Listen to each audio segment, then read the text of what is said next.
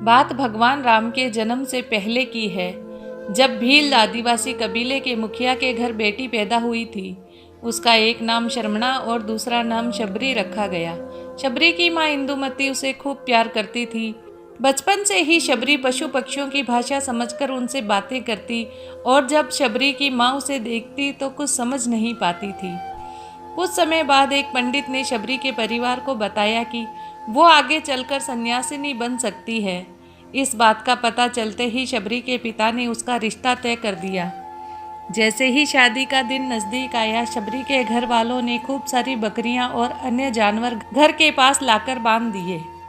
एक दिन शबरी की माँ जब उसके बाल बना रही थी तो उसने माँ से पूछा, इतने सारे जानवर हमारे घर क्यों लाए गए हैं?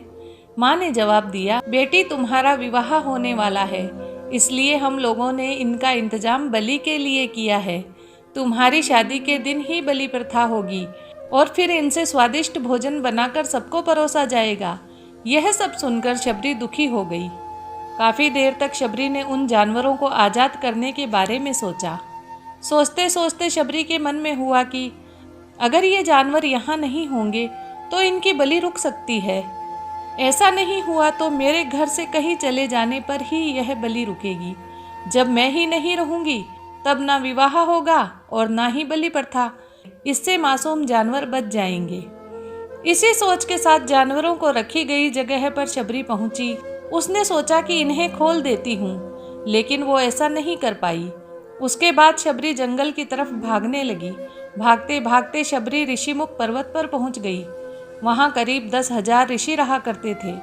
शबरी को लगा कि वो भी इसी जंगल में किसी तरह ऋषि मुनियों की सेवा करके अपना जीवन जी लेगी। वो चुपचाप उसी जंगल के एक हिस्से में किसी तरह से रहने लगी। शबरी रोजाना ऋषि मुनियों की झोपड़ी के आगे झाड़ू लगाती और हवन के लिए लकड़ियां भी लाकर रख देती। ऋषि मुनियों को समझ नहीं आ रहा था कि जंगल में उनके काम अपने आप कैसे हो रहे हैं। एक दिन शबरी को किसी ऋषि ने देख लिया। उसे देखते ही उसका परिचय पूछा। जैसे ही शबरी ने बताया कि वो भील आदिवासी परिवार से संबंध रखती है तो उसे ऋषियों ने खूब डांट लगाई। शबरी को इस बात का बिल्कुल भी पता नहीं था कि उसकी जाति छोटी है और उसे ऋषियों द्वारा जाति की वजह से अपमान सहन करना पड़ेगा। इतना सब होने के बाद भी शबरी हर ऋषि मुनि के दरवाजे पहुंचती और उनसे आंगन में झाड़ू लगाकर उनसे गुरु दीक्षा देने के लिए कहती। हर कोई शबरी को उसकी जाति की वजह से अपने आश्रम से भगा देता था। ऐसा होते होते काफी समय बीत गया। उसके बाद शबरी मतंग ऋषि की कुटिया में पहुंची। वहां पहुंचकर मतंग ऋषि को शबरी ने बताया कि वो उनसे गुरु दीक्षा लेना चाहती है। उन्होंने खुशी खुशी उसे अपने गुरुकुल में रहने दिया और भगवान से जुड़ा ज्ञान देते रहे। शबरी ने भी अपने गुरु मतंग ऋषि की सेवा करने में कोई कसर नहीं छोड़ी। वो गुरुकुल के भी सारे काम करती थी। शबरी से खुश होकर मतंग ऋषि ने उसे बेटी मान लिया था। समय के साथ मतंग ऋषि का शरीर बूढ़ा हो गया। उन्होंने एक दिन शबरी को अपने पास बुलाया और कहा, बेटी मैं अपना देह त्यागना चाह रहा हूँ। बहुत साल हो गए इस शरीर में रहते रहते। शबरी ने दुखी मन से कहा, आपके ही सहारे में इस जंगल में रह पाई हूँ। आप ही चले जाएंगे तो मैं जीकर क्या करूँगी। आप अपने संग मुझे भी ले जाइए, मैं भी देह त्याग दूंगी। मतंग ऋषि ने जवाब दिया, बेटी तुम्हें चिंता करने की जरूरत नहीं है। राम तुम्हारी चिंता करेंगे और ध्यान भी रखेंगे। शबरी ने राम का नाम सुनने के बाद पूछा, वो कौन है और उन्हें मैं किस तरह से ढूंढूंगी? मतंग ऋषि ने बताया, राम कोई और नहीं भगवान है। वो तुम्हें सारे अच्छे कर्मों का फल देंगे। तुम्हें उन्हें ढूंढने की जरूरत नहीं है। वो एक दिन खुद ही तुम्हें खोजते हुए इस कुटिया में आएंगे और तुम्हें उनके हाथों ही मोक्ष मिलेगा। तब तक तुम इसी आश्रम में रहो। इतना कहते ही मतंग ऋषि ने अपना शरीर त्याग दिया। शबरी के मन में मतंग ऋषि के जाने के बाद से एक ही बात थी कि भगवान राम स्वयं उनसे मिलने आएंगे।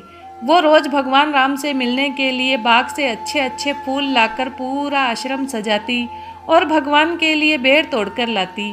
भगवान के लिए बेर चुनते हुए शबरी उन्हें चख लेती थी ताकि भगवान को सिर्फ मीठे बेर ही दे। रोजाना शबरी इसी तरह भगवान के दर्शन की आस में फूल और बेर इकट्ठा करती रहती थी। इसी तरह इंतजार में कई साल बीत गए। शबरी का शरीर एकदम वृद्ध हो गया। एक दिन आश्रम के पास के ही तालाब में शबरी पानी लेने के लिए गई। तभी पास के ही एक ऋषि ने उसे अछूत कहते हुए वहां से भागने के लिए कहा और एक पत्थर मार दिया। वो पत्थर जब शबरी को लगा तो उसे चोट लगी और खून बहने लगा। बहते हुए खून की एक बूंद उसी तालाब के पानी में गिर गई। तभी पूरा तालाब का पानी खून में बदल गया। ये सब होता देखकर ऋषि ने शबरी को ही डांटा और कहा कि पापिन, तुम्हारी वजह से पूरा पानी खराब हो गया। रोज ऋषि उस पानी को साफ करने के लिए अपनी कई तरह की विद्याओं का प्रयोग करते। कई सारे जतन करने के बाद भी कुछ नहीं हुआ। फिर उन्होंने गंगा जैसी कई पवित्र नदियों का जल उस तालाब में डाला, फिर भी तालाब का पानी साफ नहीं हो पाया और वो खून जैसा ही रहा। कई सालों तक तालाब के पानी को साफ करने की कोशिश के बाद भी कुछ काम नहीं आया, तो ऋषियों ने थककर सब कुछ छोड़ दिया। इस घटना के कई सालों बाद भगवान राम अपनी पत्नी सीता के हरण के बाद उन्हें ढूंढते हुए उसी तालाब के पास पहुँचे। ऋषि मुनियों ने उन्हें पहचान लिया। भगवान को देखकर ऋषियों ने तालाब का पानी साफ करने के लिए भगवान को अपने पैर उसमें डालने के लिए कहा, लेकिन पानी जैसे का तैसा ही था। ऋषि मुनियों ने भगवान से भी कई अन्य जतन करवाए, लेकिन वो पानी जस का तस खून जैसा ही रहा। तब भगवान ने ऋषियों से पानी के रक्त में बदलने की कहानी पूछी। तब ऋषि ने शबरी को पत्थर मारने वाली बात बता दी। उसके बाद कहा कि वो महिला ही अपवित्र है, छोटी जात की है, इसलिए ये सब हुआ है। उसी वक्त भगवान राम ने कहा, ये सब आप लोगों के खराब वचनों से हुआ है। शबरी को इस तरह के शब्द बोलकर आप लोगों ने उसे नहीं बल्कि मेरे दिल को घायल किया है। इसी घायल दिल के रक्त का प्रतीक यह तालाब का लाल पानी है। आगे भगवान राम बोले, कहाँ है वो माई, मैं उनसे मिलना चाहता हूँ। तब तक शबरी उसी तालाब के पास पहुँच जाती है। इस दौरान शबरी के पैर को ठोकर लगती है और कुछ धूल उस तालाब में गिर जाती है। तभी सारा पानी साफ हो जाता है। भगवान सबसे कहते हैं कि देखिए, आप लोगों ने क्या कुछ नहीं किया, लेकिन पानी साफ नहीं हो पाया। अभी सिर्फ इनके पैर की थोड़ी सी धूल ने ही तालाब का पानी साफ कर दिया। भगवान राम को शबरी पहचान चुकी थी। उन्हें प्रणाम करके शबरी ने कहा, भगवान, आप मेरे साथ कुटिया में चलिए। भगवान भी खुशी खुशी शबरी के साथ चल पड़े। फूलों से शबरी ने भगवान राम का स्वागत किया। वो सीधे बेर तोड़ने के लिए भाग गई और चक चक कर उनके लिए बेर लेकर आई। उन्होंने बड़े ही प्यार से भगवान राम और उनके भाई लक्ष्मण को बेर दिए। भगवान राम ने भी उतने ही प्यार से उन बेर को खाना शुरू किया। तभी बेर देखकर मुंह बनाते हुए लक्ष्मण ने कहा, भैया, ये बेर झूठे हैं, इन्हें आप कैसे खा सकते हैं?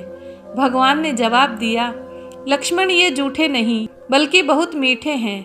शबरी माई हम सबके लिए ये बहुत प्यार से तोड़कर लाई है। इतना कहकर भगवान राम प्यार से उन बेर को खाने लगे।